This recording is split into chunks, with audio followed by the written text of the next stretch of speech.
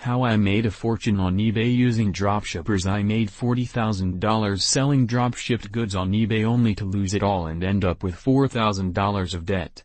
Read my cautionary tale to prevent yourself from making the same mistakes that I made. I first found out about dropshipping back in June of 2001, a little after I started a not-so-profitable business on eBay selling cell phone accessories and such. I saw dropshipping as an all-profit method of business. You don't pay for shipping. You don't pay for inventory. You basically just advertise the product on auction websites such as eBay, take orders, collect the money, and pay the set amount for each item to the dropshipper, keeping the remaining amounts for yourself as profits. I now realize that it is only that easy when you're dealing with the right person. I first started dropshipping with a guy named Chris. I was selling Nike Air Jordans on eBay. I saw that Jordans are real popular on eBay and people pay huge amounts for them. I've seen some pairs go for $1,000 plus. Chris only charged me $67 a pair. So, I basically just doubled the price and sold them on eBay for $134 a pair. I sold about 20 pairs of shoes within a week, giving me a profit of $1,340.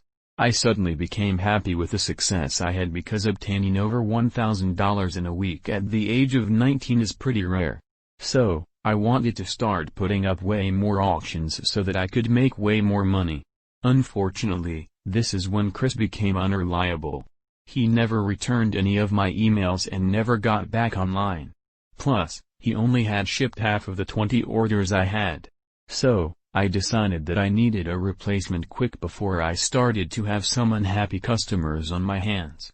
This now brought me to dropshipper number 2. I talked to the guy about the situation and he said that he would be able to handle it. I paid him for the remaining 10 orders I had left and he shipped the shoes off to my customers.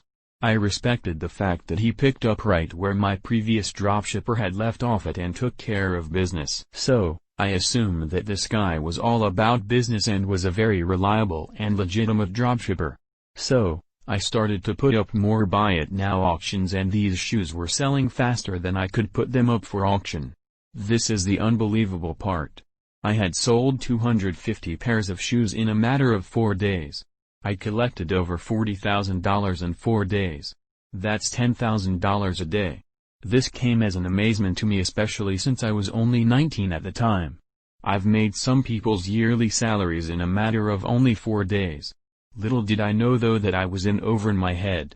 I got a little too greedy and started to splurge on money that wasn't even mine yet, buying clothes, shoes, and even put a $1,000 down payment on a new car.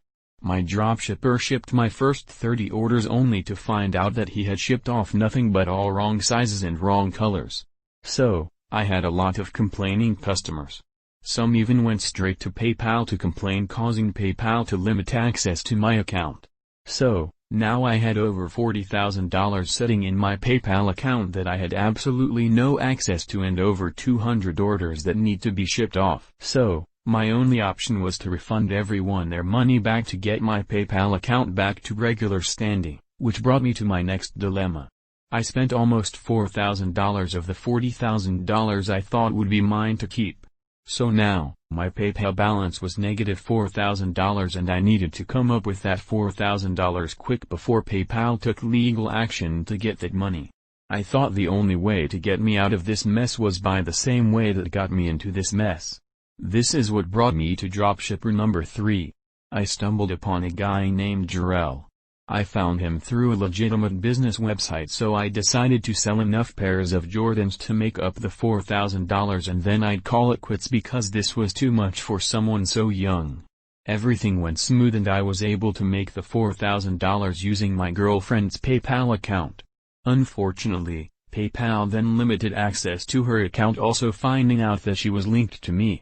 This then aggravated me because now I had 15 orders that I in no way could pay my supplier. If I had shipped to my customers it would bring more complaints and negative feedback, which was very bad for business. That was then, this is now. After reviewing my whole experience with dropshipping in hindsight, I realized all of the mistakes that I had made. For anyone who is looking into working with dropshippers, please pay close attention. 1. Before going into business with someone who is going to be dropshipping merchandise for you, be sure to get to know the person really well. Don't go by instinct. Have a few conversations with the person before you start anything. Collect all methods of contact of the dropshipper for emergency contact. 2. I suggest that you do not start off having the dropshipper ship the merchandise to your customers. Order some of the merchandise for yourself and examine it thoroughly before you go into business. I started to receive emails from angry customers stating that the Jordans were of terrible quality when I was told by my dropshipper that they were of authentic quality. 3. Don't bite off more than you can chew. As stated previously, I sold 250 pairs of shoes in 4 days. Within those 4 days, I had to deal with about 600 to 700 emails, which is almost impossible for only one person to deal with that also has school to worry about. Patience is the key to success.